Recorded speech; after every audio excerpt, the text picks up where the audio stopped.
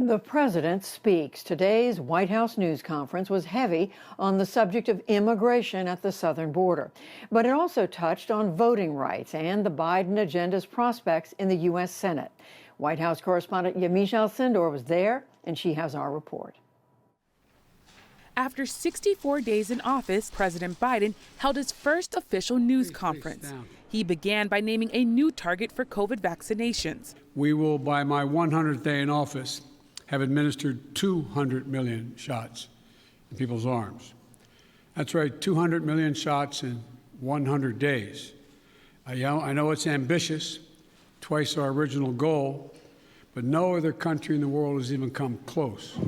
But the challenges at the U.S. southern border took center stage. And is there a timeline for when we won't be seeing these overcrowded facilities run by CPB when it comes to unaccompanied minors? So what we're doing now is attempting to rebuild the system that can accommodate what is happening today. If you take a look at the number of people who are coming, the vast majority, the overwhelming majority of people coming to the border and crossing are being sent back. Mr. Biden was questioned about possibly doing away with the filibuster, a potential roadblock to immigration reform and his larger agenda. Successful electoral politics is the art of the possible.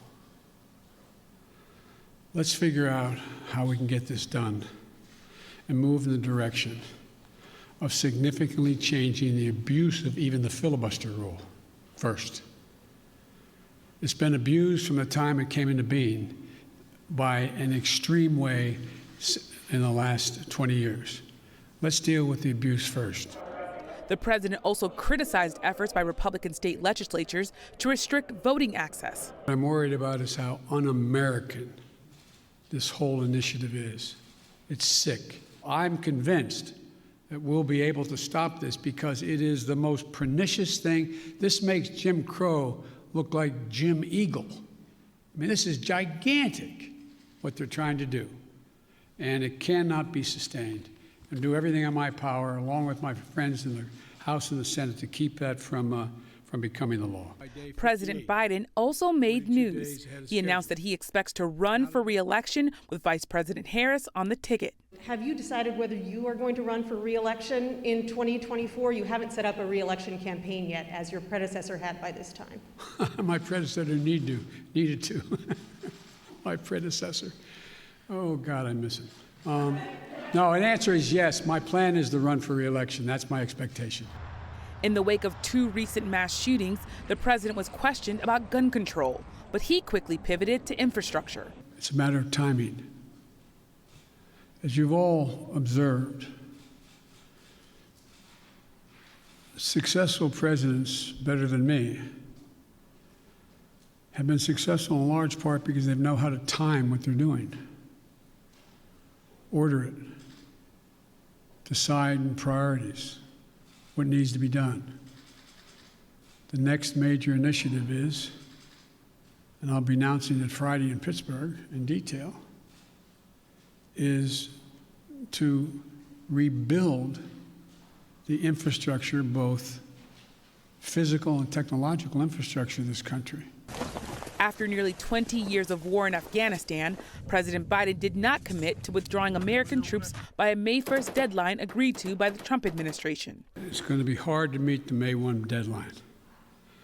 Just in terms of tactical reasons, it's hard to get those troops out. We've been meeting with our allies, those other nations that have NATO allies who have troops in Afghanistan as well. And if we leave, we're going to do so in a safe and orderly way.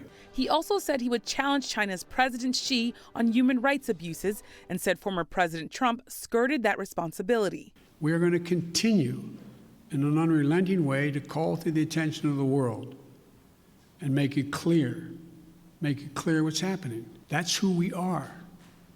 The moment a president walks away from that, as the last one did, is the moment we begin to lose our legitimacy around the world. Thank you.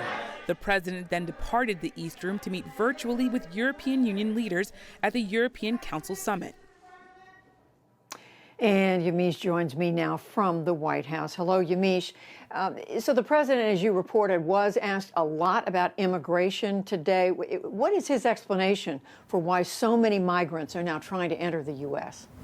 That's right. A lot of the president's first press conference was spent on this issue, a big challenge for the Biden administration, immigration. He laid a lot of the blame for what's happening at the southern border at the feet of his predecessor, former President Trump. He said he inherited a mess and that former President Trump dismantled largely the legal immigration system. And he said that he was now trying to rebuild it. He said that he didn't back down on the idea that he was going to follow U.S. law, something that President Trump didn't want to do, which was allowing unaccompanied minors into the United States. He also, though, said that migrant families, all of them, most of them, and are being sent back right now, but all of them, he wants them to be sent back. They are being sent back right now under Title 42. That deals with public health and the idea that we're in the middle of a pandemic and can't at this time take in families. That being said, President Biden said that he really needs time to get his hands around this. He also said that he would give journalists access to those overcrowded border facilities where we see a lot of children sleeping on floors and saying that they're terrified and not getting sunlight. But he says he has to first be given a chance to implement his plan before we can start to see those facilities as reporters. And Yamiche, the president was also asked about gun violence in America after these terrible shootings in Atlanta and in Boulder, Colorado. He didn't offer many details today, but what is known about what the White House is thinking with regard to guns and gun violence? President Biden did not spend a lot of time talking about gun reform, and that is telling because it is an issue that he talked about on the campaign trail when he was a candidate.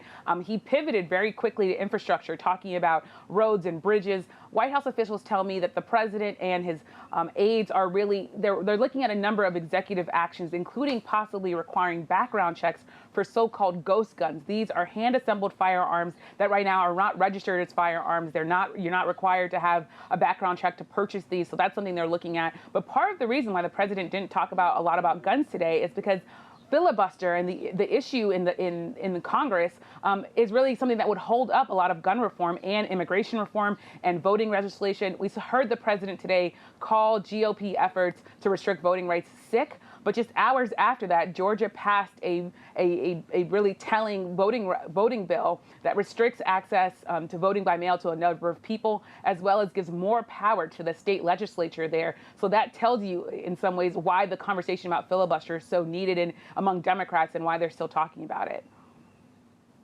And finally, Yamiche, all this comes as the country, of course, still in the grips of this pandemic. What is the president saying about plans to get more people vaccinated? Well, the president outlined a plan, a new goal, 200 million shots in arms by the end of his first 100 days.